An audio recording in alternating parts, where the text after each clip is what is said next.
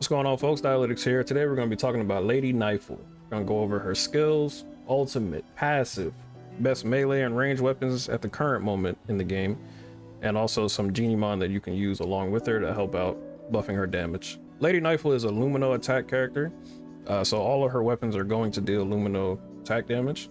Her main focuses is highlighted here. It says skill damage, skill range, skill efficiency. Currently I have 100% skill efficiency, as you can see. It is an important thing, but not as important on Lady Nifle. Her main weapons she used, katana and pistol. Definitely want to use the katana early on. Pistol you want to use all the time, and we'll go over which ones you could use for now. So Lady Nifle's skill, the first cast that you do will cast Lunar Hunt, and what that does is umbro damage, and it also reduces their movement speed. The second one, if you cast it again, is going to be Solar Eclipse, and that deals Lumino damage and also reduces your enemy's attack damage. As you can see, Lunar Hunt here does 7k. I have it at level 8 plus 2, so it does 7,000% damage added on, 30% movement speed decrease. This doesn't really matter because honestly they're just all going to blow up. Solar Eclipse 7k as well, and you can see Lunar Hunt has quite a big damage radius, and Solar Eclipse has a little bit smaller, just a tad bit, but still a bunch of damage going out. So next is going to be Lady Nifle's ultimate.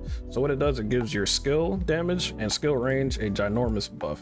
As you can see in here, 13,000% damage boost on the Solar Eclipse. I don't believe that it buffs the Lunar Hunt, but it does buff the range on it, and it gives it a pull.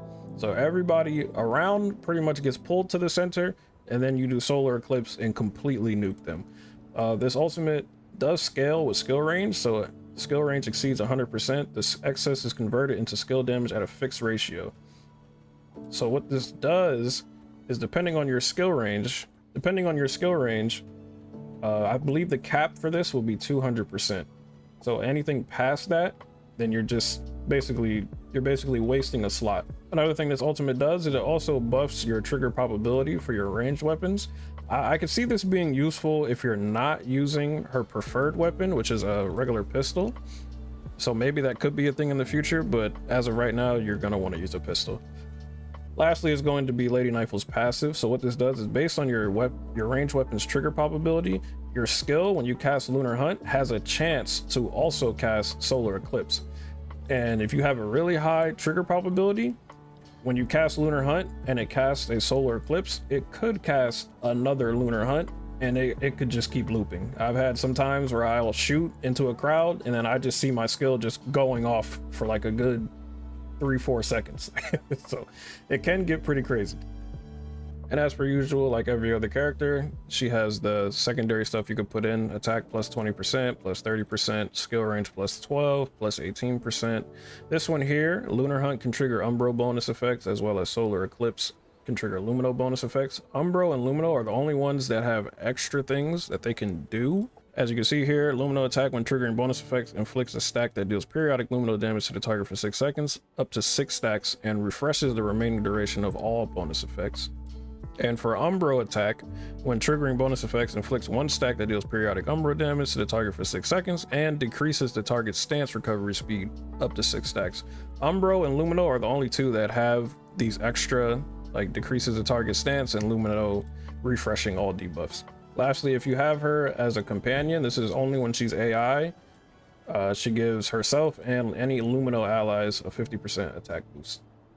So, Lady Nifle's Introns. So what are these? These are just duplicate copies of Lady Nifle. You have to get a shit ton of her letters to get these Introns going. It's basically just like dupes in your usual gacha game and things like that. Her Intron level 1 is going to buff.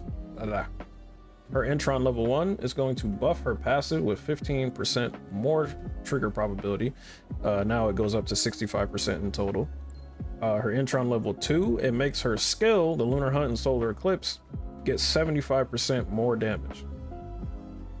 Intron level 3 is just going to buff her skill to +2 and her passive +1. Intron level 4, any healing she receives is 50% more, and her sanity recovery increases by 25%, which is pretty nice. You do notice this. Intron level 5, it buffs her ult +2 and her passive +1. And then this is what you want if you really want to play Lady Nifle. When dealing damage using a ranged weapon, there's a 25% chance to summon either Lunar Hunt or Solar Eclipse at the target's location. This effect can only be triggered once every second. I feel like I trigger this way more than once every second. I think it triggers more if you shoot into a crowd, because the weapon you're going to be using on her, the pistol, is AoE.